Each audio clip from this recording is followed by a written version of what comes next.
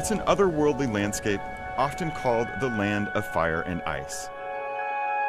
Iceland, an island alone in the Atlantic between the US and Europe, and a place of extremes, where massive ice caps sit atop active volcanoes. Tourists flock here, Hollywood films here. But the landscape won't look like this in just a generation or two. We're flying over ground zero for climate change.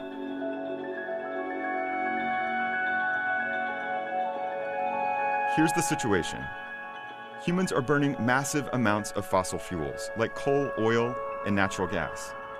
That pollution traps heat in the atmosphere, gradually warming the planet and slowly melting these pristine fields of ice and snow. Since the Industrial Revolution, people have helped raise Earth's temperatures about 1 degree Celsius. In the Arctic, it's double that, or 2 degrees. Iceland sits just below the Arctic Circle, and while 2 degrees may not sound like much, it means big changes for glaciers like this one. It's an offshoot of Iceland's largest ice cap. As it creeps forward, the intense friction opens the crevices below you. But just as the Earth cracks open here, it also rises. When the ice melts, it reduces pressure that's being put on the land, causing it to lift.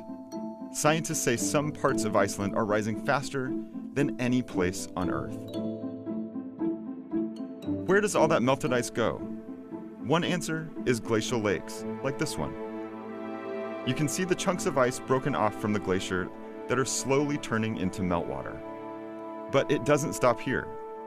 The consequences of melting range much farther than this island country. As land-based ice liquefies and oceans become warmer, the seas around the world are rising. Some low-lying countries and major cities are at risk of becoming submerged. Water from those glacial lakes courses down rivers into the sea. Along the way, natural features like this one, Gullfoss Waterfall. It's often called the Golden Waterfall because brown sediment in the meltwater can give the falls a golden hue when the light hits them just right. To the west is Thingvellir National Park. It sits on the tectonic plate boundary that bisects the country.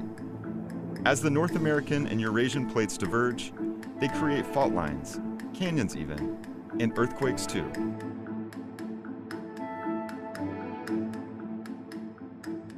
We're almost to the sea now, and this is the first man-made feature we've seen, a spa and swimming hole that hints at a solution to the climate crisis.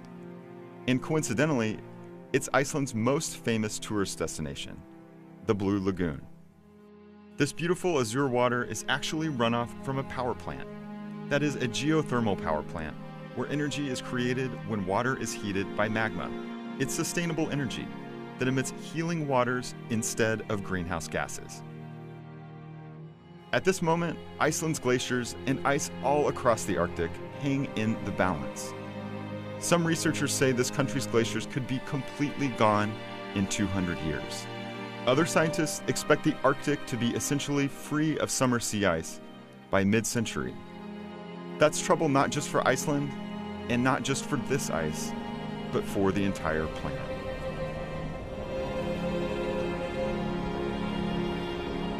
I'm John Sutter, and this is CNN in Virtual Reality.